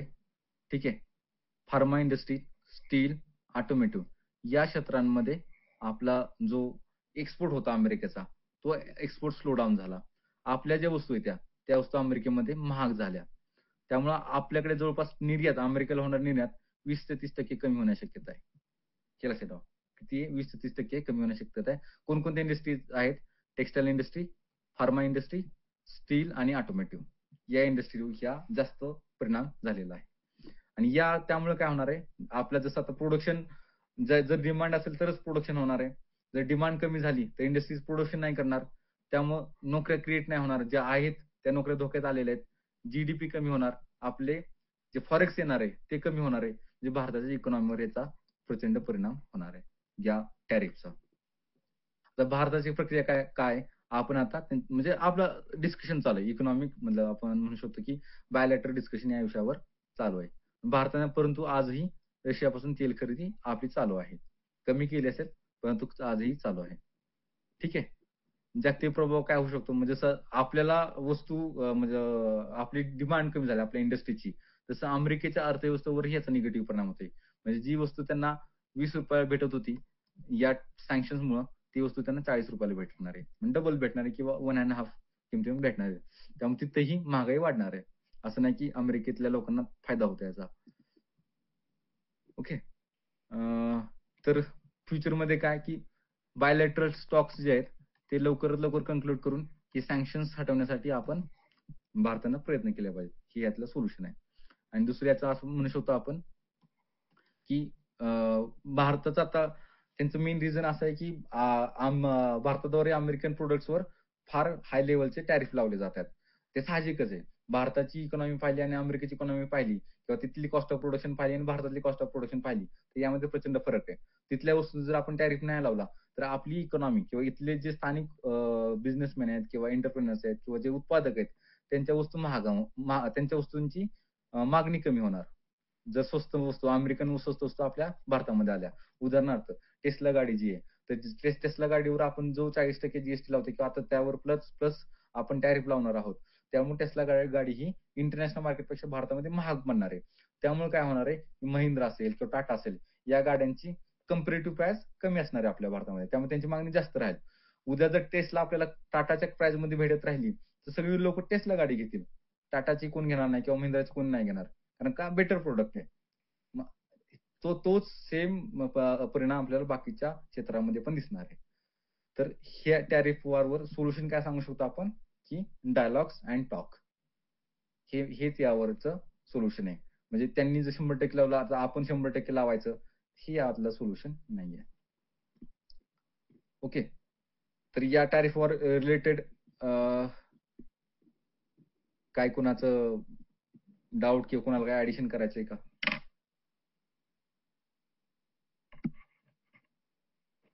हॅलो.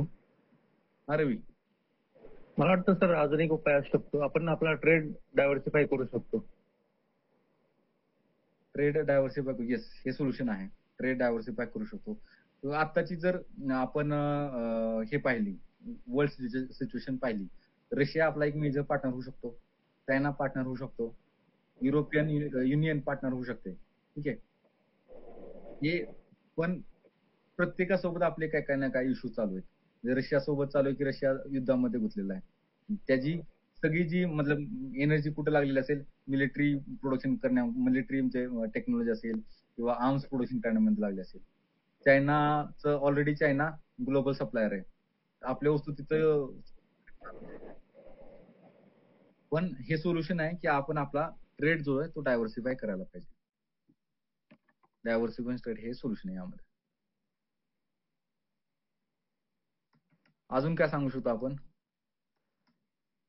यामध्ये? डब्ल्यूटीओ का ऍक्शन घेत नाहीये? डब्ल्यूटीओ किंवा ज्या ट्रेड रिलेटेड ऑर्गनायझेशन आहेत त्या अशा वीक का वाटतात? त्यांचं काय चालत नाही का? काय वाटतं?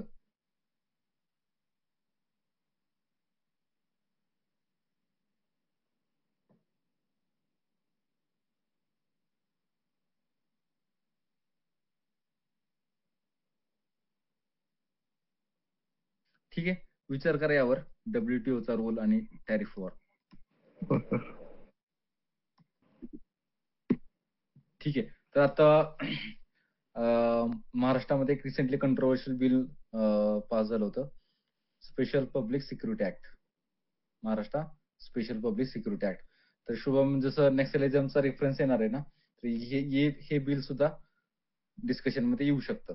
कारण या बिलामध्ये एक अर्बन नॅक्सलिझम एक टर्म आहे आणि स्पेशली माओवादी ऍक्टिव्हिटीज आहेत त्यांना रोखण्यासाठी ते ऑब्जेक्ट आहे या बिलाचं, की ते महाराष्ट्रामध्ये रोखण्यासाठी आणि पब्लिक सेफ्टी वाढवण्यासाठी, सिक्युरिटी वाढवण्यासाठी बिल पास करण्यात आलेलं आहे. ठीक आहे, तर याचं आपण प्रावधान बघूयात, काय काय याच्या प्रोव्हिजन्स आहेत. सर्वप्रथम यामध्ये काय, की कोणतीही एक संघटना आहे तिला अवैध, इलिगल, ठीक आहे, अनलॉफुल संघटना घोषित करण्याचं यामध्ये प्रावधान आहे, प्रोव्हिजन आहे. म्हणजे काय, एखाद्या संघटनेमुळं जर गव्हर्नमेंटला वाटलं की पब्लिक सेफ्टीला धोका तयार झालाय, जसं की टेररिस्ट ऍक्टिव्हिटी आहेत किंवा अटॅक झालेत, पॉलिटिकल इन्स्टॅबिलिटी तयार झाले, तर तिला अवैध अनलॉफुल ऑर्गनायझेशन म्हणून डिक्लेअर करता येऊ शकतं. एकदा ती ऑर्गनायझेशन अनलॉफुल ऑर्गनायझेशन डिक्लेअर झाली तर तिची सगळी प्रॉपर्टी सीज होते. अशा प्रावधान, असे प्रोव्हिजन्स यामध्ये आहेत. ठीक आहे, तर पहिलं काय, की यातला मुख्य तरतूद अवैध संघटना तिची व्याख्या करण्यात आलेली आहे आणि एखाद्या संघटनेला अवैध घोषित करण्याचं प्रावधान आहे यामध्ये. दंड काय, की जर ती व्यक्ती, संबंधित व्यक्ती जर त्या संघटनेसोबत असोसिएट असेल तर तिला 7 वर्षापर्यंत इम्प्रिझमेंट आहे आणि 5 लाखाचा दंड आहे. ठीक आहे, जर ती व्यक्ती असोसिएट असेल, म्हणजे मीटिंग अटेंड करणं, की त्याच्या घरी मीटिंग अटेंड करायला जागा देणं, हे असोसिएशनचं काम आहे, किंवा पर्सनल त्यामध्ये इन्व्हॉल्वमेंट असेल. जर फायनान्शियल इन्व्हॉल्वमेंट असेल, आर्थिक मदत करत असतील, तर 10 वर्षापर्यंत तुरुंगवास आहे. या गोष्टी आपण लक्षात ठेवायच्या. म्हणजे इथं हे फॅक्च्युअल आहे, जास्त विचारणार नाहीत. दुसरं काय, की सरकारला एखादी संघटना अवैध घोषित करण्याचा अधिकार आहे, ज्यात तिची, जसं आता म्हणले, की मालमत्ता जप्त करण्याची तरतूद आहे.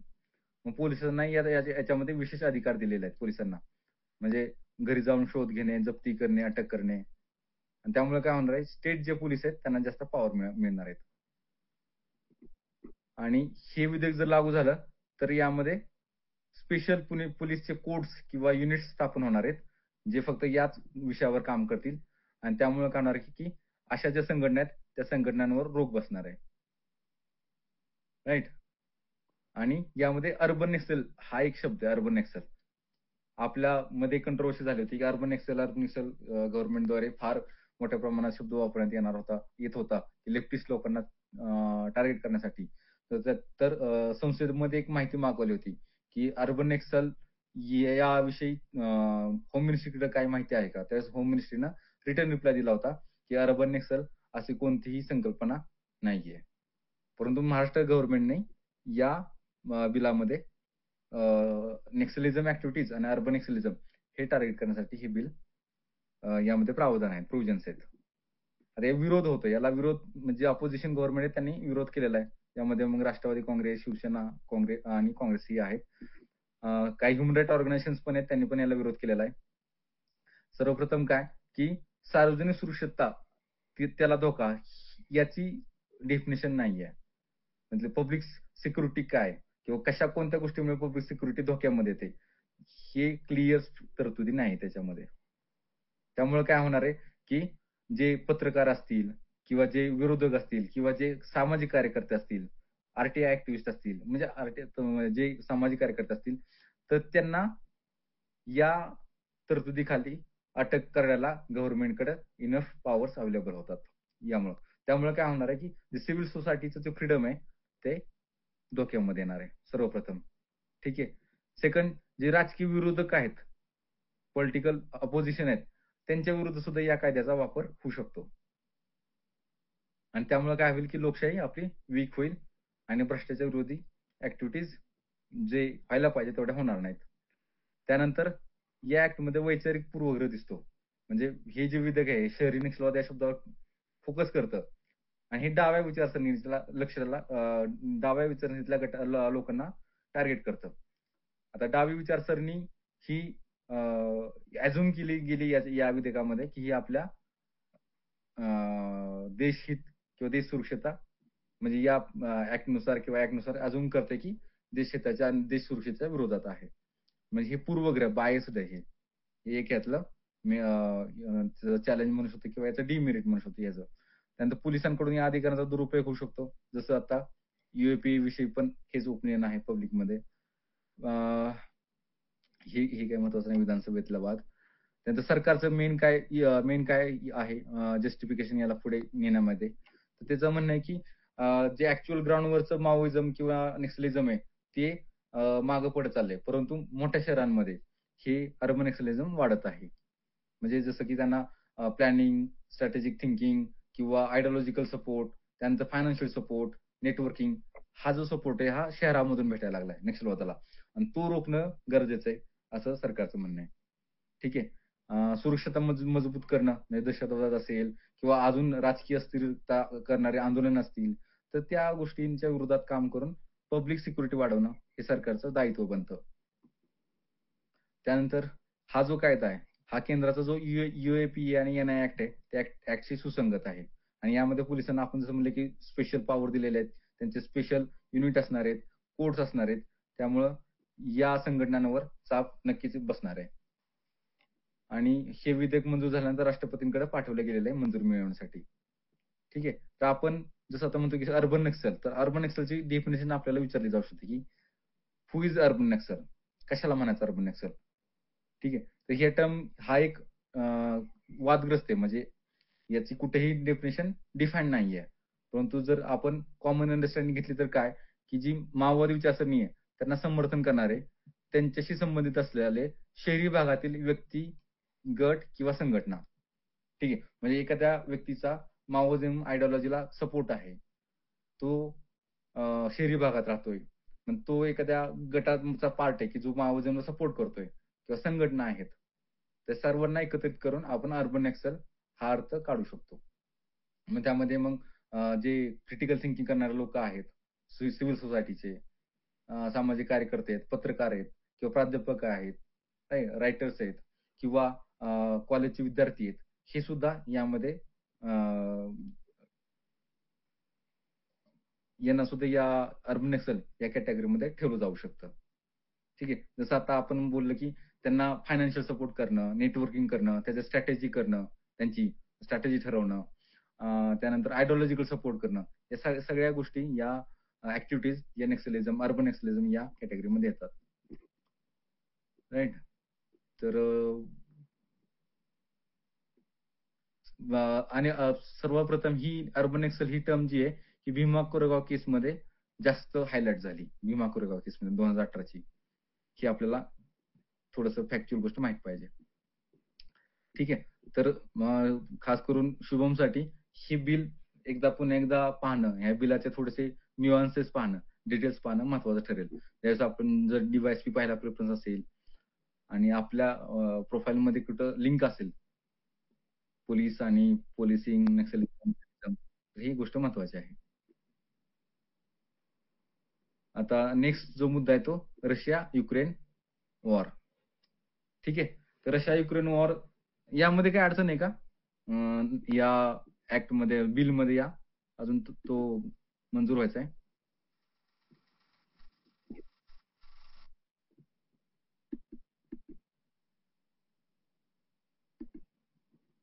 आहे का यामध्ये?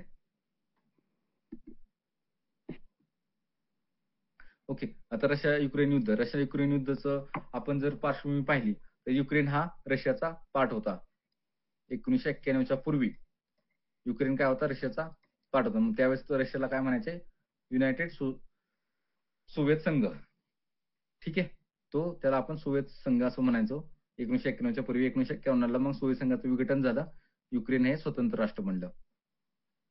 त्यानंतर 2014ला क्रिमियाचा इश्यू तयार झाला. 2014ला क्रिमिया हा बॉर्डरचा एरिया आहे त्यांचा आणि रशियाने हा क्रिमिया अटॅक करून स्वतःच्या ताब्यामध्ये घेतला हा क्रिमिया एरिया. ज्यावेळेस क्रिमिया रशियाकडे गेलं त्यावेळेस पूर्व युक्रेनमध्ये सुद्धा रशियाचे जे सपोर्टर्स होते किंवा रशिया प्रेमी होते ते बंडखोर ती लोक सक्रिय झाली. मग त्या एरियाचे नाव काय डोनबास प्रदेश आहे. त्यामधले हे 2 सिटीज आहेत लुहान्स्क आणि डोनेट्स्क. डोनबास एरिया आहे त्यांचा ईस्टर्न युक्रेन मधला. त्यामध्ये मग रशियन सपोर्टर्स बंडखोर जे आहेत ते ऍक्टिव्ह झाले आणि तिथून रशिया आणि युक्रेन यामध्ये तणावाला सुरुवात झाली. युद्ध सुरू कधी झालं बघा. युद्ध सुरू झालं 24 फेब्रुवारी 2022 ला. 24 फेब्रुवारी 2022 ला सुरू झालं. मेन रिझन काय? मेन युक्रेनने 2014 ला क्रिमिया रशियानं स्वतः ताब्यात घेतला. त्यानंतर युक्रेनची जी लिडरशिप आहे किंवा युक्रेन लोकांना असं वाटायला लागलं की आपल्याला नाटो हा एक सिक्युरिटी ग्रुप आहे. ठीक आहे. आपल्या सर्वांना माहिती आहे नाटो काय सिक्युरिटी ग्रुप आहे. म्हणजे याचं जर सदस्य झालं तर या ग्रुपचं एक ही आहे की एखाद्या सदस्यावर जर दुसऱ्या राष्ट्राने जर हल्ला केला तर तो पूर्ण ग्रुपवर हल्ला केला असं अझ्युम केलं जातं. त्यामुळे युक्रेननं ही नाटो गटामध्ये प्रवेश करण्याची तयारी सुरू केली. जेणेकरून काय होईल की कलेक्टिव्ह सिक्युरिटी त्याला भेटेल आणि रशियापासून त्याचं प्रोटेक्शन होईल. परंतु ज्यावेळेस नाटोचा सदस्य जर युक्रेन झाला तर रशियाच्या सुरक्षिततेला धोका तयार होणार होता. त्यामुळे मग रशियाने डायरेक्ट 2022 ला 24 फेब्रुवारी 2022 ला युक्रेनवर अटॅक केला. आणि जर नाटो त्याचा सदस्य झाला असता तर त्यांना काय आर्म्स भेटले असते, इकॉनॉमिक फंडिंग म्हणजे मिलिटरी फंडिंग भेटली असती, टेक्नॉलॉजी भेटली असती. तर युक्रेन म्हणजे म्हणजे त्या रशियाच्या बॉर्डरवर अमेरिका येऊन पोहोचला असता या साध्या सोप्या भाषेमध्ये. मग तिथला बॅलन्स ऑफ पॉवर हा चेंज झाला असता.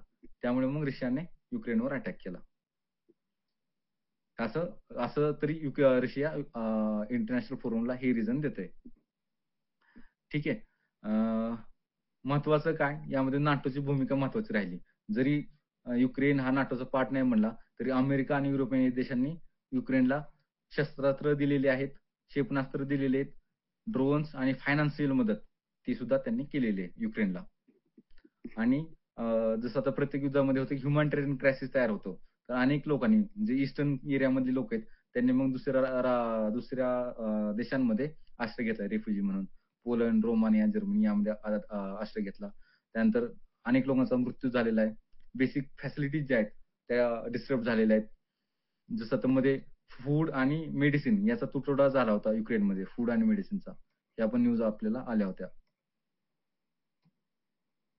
ठीक आहे. आणि हे दुसऱ्या महायुद्धानंतर जे सेकंड वर्ल्ड वॉर झाली 1945 ला त्यानंतरचं हे सर्वात मोठं रेफ्युजी क्रायसिस ठरलं युक्रेनवर.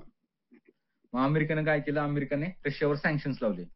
अमेरिका आणि युरोपियन युनियन दोघांनी मिळून रशियावर सँक्शन लावले. म्हणजे त्या आर्थिक नाड्या आवळल्या अमेरिकाने आणि युरोपियन युनियनने. रशियाने हे अग्रेसिव्ह पाऊल घेतल्यामुळे किंवा अग्रेसिव्ह पॉलिसी घेतल्यामुळे. ऍक्च्युली रशिया हा युरोपचा सर्वात मोठा एनर्जी सप्लायर होता.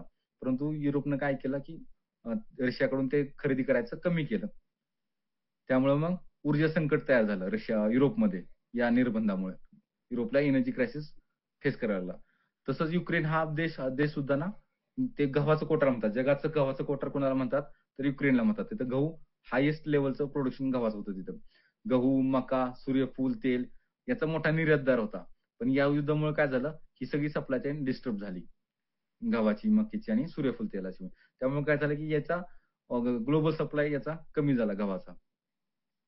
भारताला फायदा झाला की भारताने रशियाकडून स्वस्त दरात तेल खरेदी केलं. त्यामुळे आपली एनर्जीची जी नीड आहे ती भागली गेली.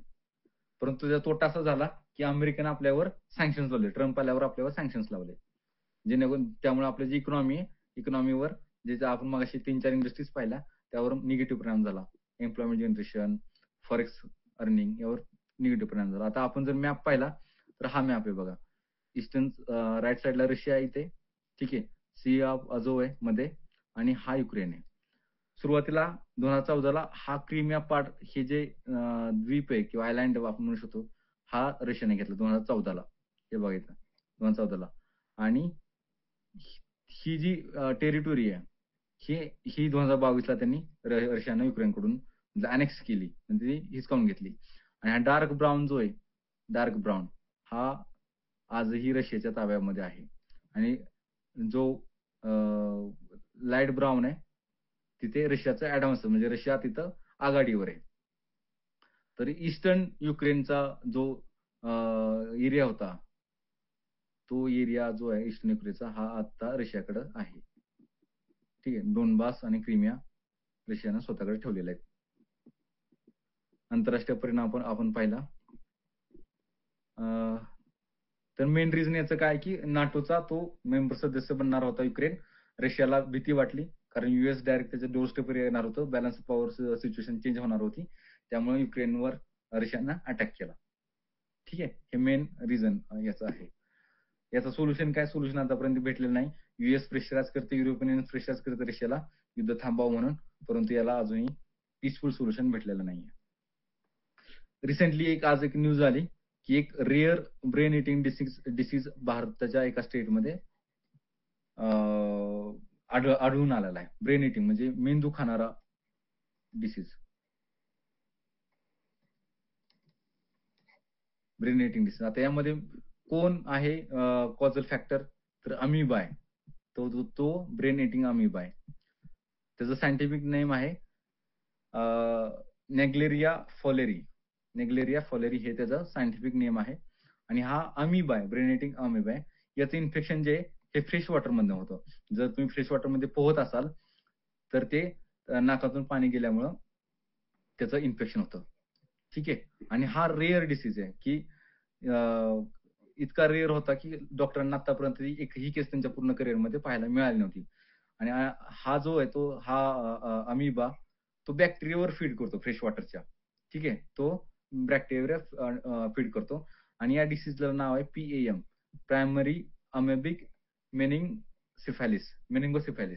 PAM या डिसीजचं नाव काय? PAM, ब्रेन इटिंग अमिबा यामध्ये कॉजल फॅक्टर. आणि तो फ्रेश वॉटरच्या बॅक्टेरियावर फीड होतो. साधारणतः स्विमिंग करत असताना हा नाकातून पानाद्वारे आपल्या शरीरात जातो आणि ब्रेन टिश्यूला डिस्ट्रॉय करतो. तर 2016ला सर्वात प्रथम केस आयडेंटिफाय झाले 2016ला. ठीक आहे. आणि 95% विक्टिम जे आहेत ते या रोगामुळे मृत्यू पावलेत. ज्यांना हा जर इन्फेक्शन झालं त्यातले 95% लोक मृत्यू पावलेले आहेत. आणि मोस्टली केसेस याच्या युनायटेड स्टेट, पाकिस्तान, ऑस्ट्रेलिया 1965 पासून हे मिळालेले आहेत. तर आजचं करंट अफेअरचं हे इतके टॉपिक होते. आपण जे करंट अफेअरचे टॉपिक पाहिले यामध्ये डिस्कशन करूया की कोणाला काय इश्यू आहे किंवा काय डाऊट आहे, कोणाला व्हॅलिडेशन करायची.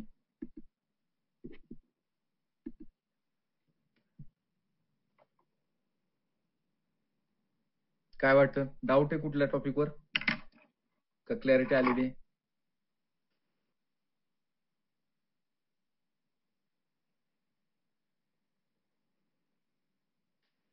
शुभम, रवी? हा सर, बऱ्यापैकी टॉपिकवर क्लॅरिटी आलेली आता. ओके. आणि करंट बेस्ड जे क्वेश्चन असतात बऱ्यापैकी ओपिनियन विचारलं जातं. समजा आता युक्रेन रशिया वॉर म्हणा किंवा इस्रायल पॅलेस्टाईन संघर्ष म्हणा, याच्यावरती बऱ्याच ओपिनियन विचारलं जातं आणि इंडियावरती त्याचा काय इम्पॅक्ट होईल असाच most of the interview question राहतो. आणि आता तुम्ही जे सांगितलं त्यात बऱ्यापैकी क्लॅरिटी येऊन गेलेली आहे काय बोललं पाहिजे ते. ओके. आता टॉपिक कुठले राहिलेत करंट अफेअरचे? मी काल आता बऱ्यापैकी सांगितले होते. ऑलमोस्ट म्हणजे मेन इश्यू तेच होते आज.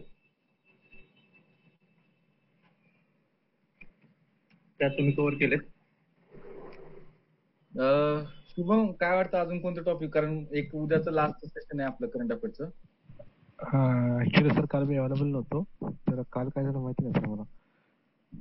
ओके. PDF मी शेअर करतो जी आज बनवली, कारण ती पहिल्या डे 1 पासूनची आहे ती. त्यामध्ये सगळे टॉपिक घेतलेत. ग्रुपवर शेअर करेन मी.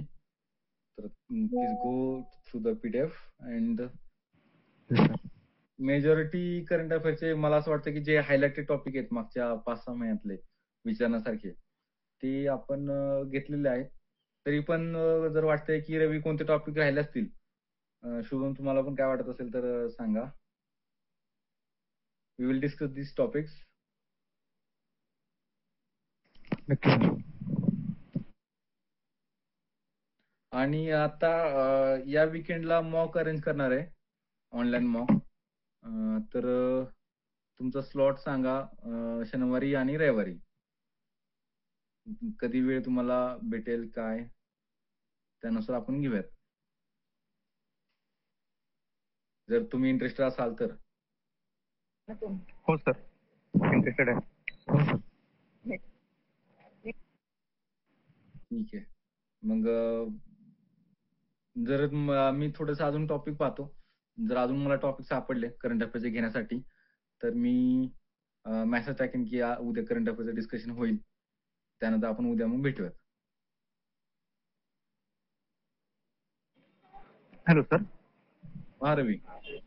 आता म्हणजे कसं म्हणजे मला एक प्रश्न पडला होता. आता इलेक्शन कमिशनवर एवढे आरोप झाले वगैरे, मग या सगळ्यात आपल्याला काय रिफॉर्म्स आणता येतील, म्हणजे तुम्ही काय सजेस्ट कराल की अजून काय रिफॉर्म्स आणता येतील, त्याच्यावरती पण आपल्याला बोलता येईल.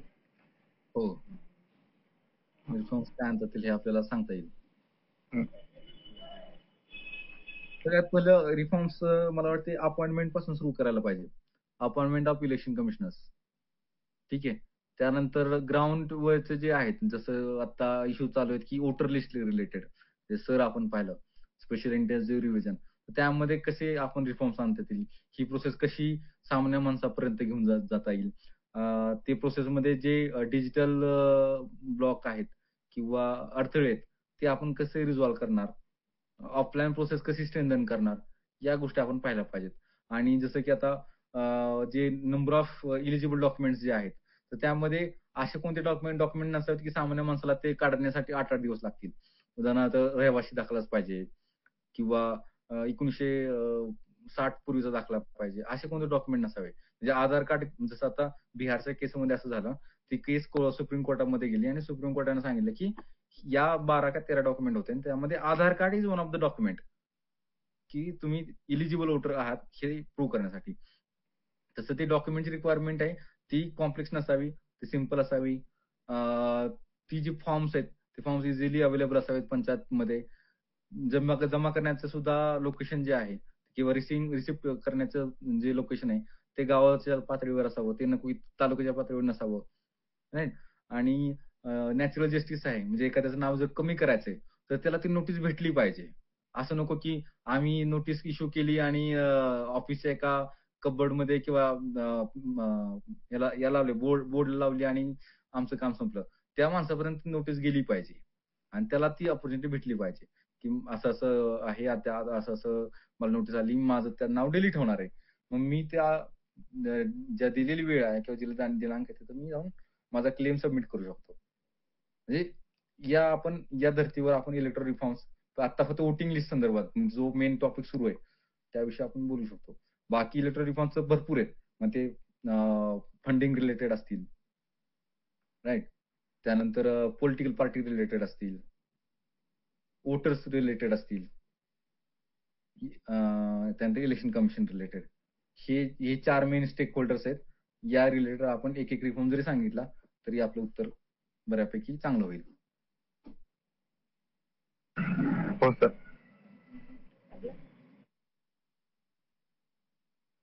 ओके. अजून कोणता टॉपिक?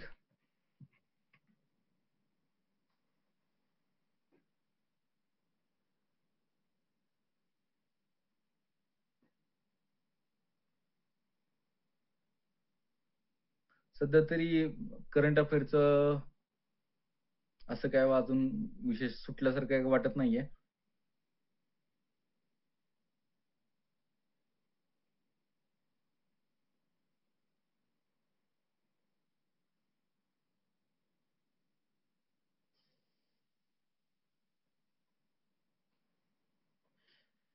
मी पाहून घेईन टॉपिक काय राहिलेत का.